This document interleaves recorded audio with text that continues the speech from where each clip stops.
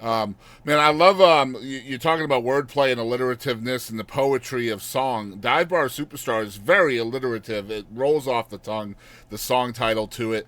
What I love about the song is I feel like an artist is always trying to find that blend between marketability and also, the integrity of their freedom with their art. I feel like you have found both with this song. So I'm trying to Thank figure you. out how you did that, right? So obviously the song is very, very, it's going to work at a club. It's going to work, out there at the lake, like you were saying earlier. But I feel like it probably also fills your soul creatively, doesn't it, as a songwriter? So how do you reach that Yeah. balance?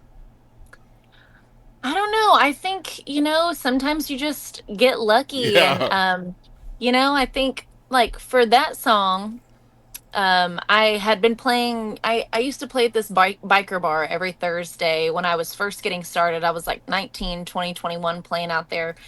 And it was a real smoky bar. There, you could still smoke cigarettes inside. It was only a beer bar, so it brought a whole lot of bikers and kind of this different clientele that ended up being some of the most supportive people of my entire career so far. And anyways, but I was playing there one night and this lady came up to me after the show and she was kind of disgusted that I was playing at this place. Like she was like, "Why are you playing here? It's so smoky and, Hmm. like you should be playing a better place and blah blah blah."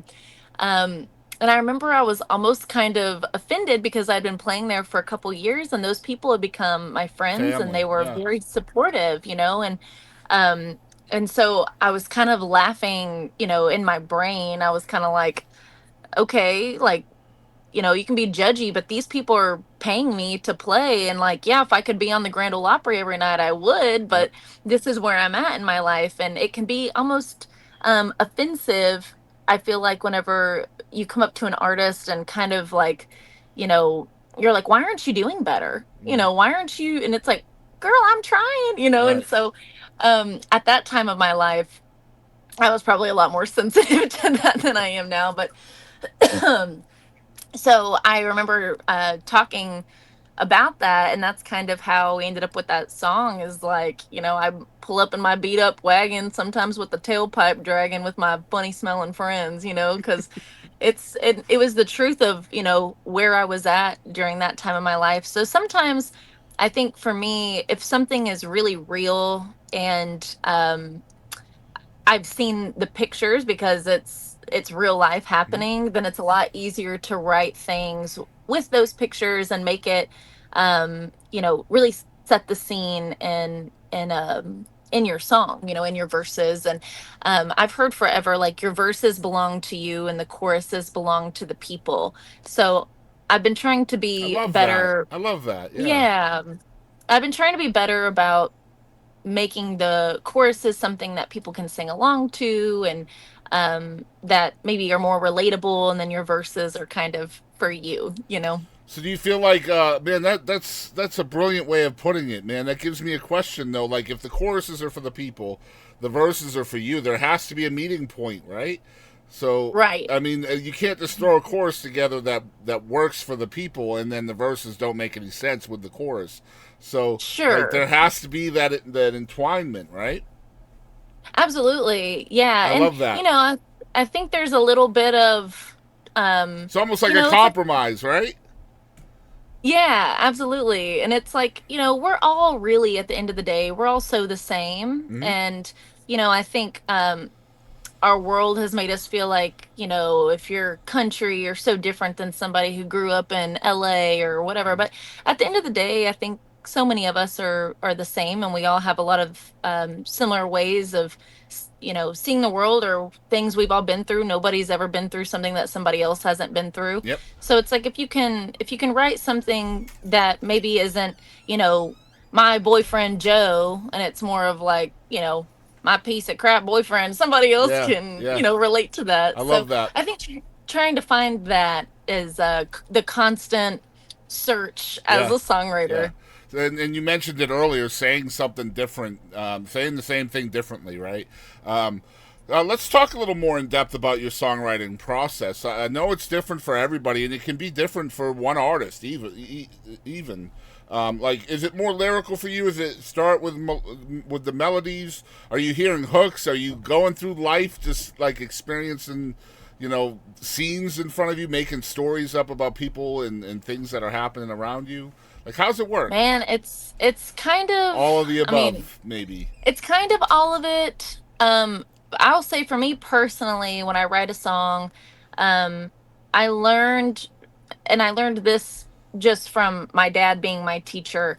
Um, it's very hard to write a song that if you don't start with a hook, and or just know what your title is going to be, because I write with people often who they're like, I've got this awesome melody, and they just kind of go straight into the first verse, and Hmm. I really struggle doing that, because to me it's like, we can write all this stuff, but what are we saying? And how are you, to me, like, you write to the hook. And so if um like, for instance, when I have a song on my last album called Crazy House, and when I wrote that song, originally I was thinking of like a mental institution, and I wanted it to be called Crazy House, and I wrote that with my dad, and he was like, okay, well, if your title's Crazy House, what is another way that we can turn that phrase? And so it ended up being like, this girl, is in this mental institution, but her husband or boyfriend or whatever put her in there. So, like, they're letting her Yeah. go, but she doesn't want to go back home because she wasn't supposed to be there in the first place. So she's like, I'm going to burn this guy's house down if I go back. I'm not cut out to go back to that crazy house. And so it's like, but if we wouldn't have started with the hook, we wouldn't have been able to write to that hook. So for me personally, um, I've found that that's how I like to write. I don't always start, with a melody. Um, Oftentimes I think that the what you're gonna say will kind of tell you what the melody should be. Or, I mean, I guess that's not always true. Sometimes, if you're playing guitar and or piano or whatever, and you get a cool melody, then you can maybe ask yourself, like, what is this melody wanting to say? Right. Um, but yeah, I have a hard time just going straight into lyrics if I don't have it pre-planned. Almost like if you're writing an essay or something, it's like you start with all your different points you're gonna have. So I do the same thing with a song, I think. And yeah, I've just found, for me, that's the easiest way to make a cohesive song and be able to maybe have a turn of phrase at some point in the song. So are you sponging through life in that way? Because like if it's hook or title based for you, and that it's that way for a lot of songwriters I've found. Does that mean like you're walking through Walmart, you hear conversation, or you hear somebody say something that maybe strikes a chord with you, and you write that down? Maybe that ends up being your hook. Because I know that happens a lot for songwriters. Like they'll be in the room and they're supposed to be writing a song and nothing is happening, and then they'll go to lunch and somebody will just say something off the cuff, and that's the song. There it is. There's the off the cuff remark that turns into a song later. Oh That's yeah. that's what I love about Sundays by Craig Morgan, written by Mark Narmore. Yes. Came from one of those conversations. Is it like that for you? Like you're sponging through life, not Oh necessarily yeah. searching, but you are bringing in turns of phrase and stuff. Oh yeah, for sure. Oftentimes, yeah, in a conversation with somebody, I'm real big on not being on my phone when people are talking. I really try my best to be very present when I'm with people. And but I always tell people, if you see me pick up my phone while we're talking, it's because you said Yeah, you something said that, something cool. Yep. yeah, or even, like going to the library and looking at book titles and being like, oh, that might be kind of cool. Or when I'm listening, or when I'm watching movies, I'm constantly listening for something that maybe people say. But yeah, I always say, like, I feel like I'm always working, even when I'm out with my Yep. friends. Like, my brain is never really totally disconnected from being a writer or music. Yeah, I think definitely, like, my notes app on my phone I is can't just imagine. Yeah, I full. can't Yeah. imagine.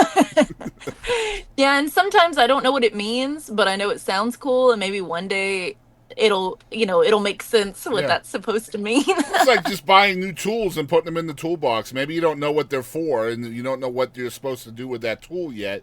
But then something comes along where you're like, man, that tool will work really good right here, right? And so then you can just Absolutely. pull it from your toolbox, man. I love that. And it's scary being around songwriters. I feel when especially sponging songwriters. Um,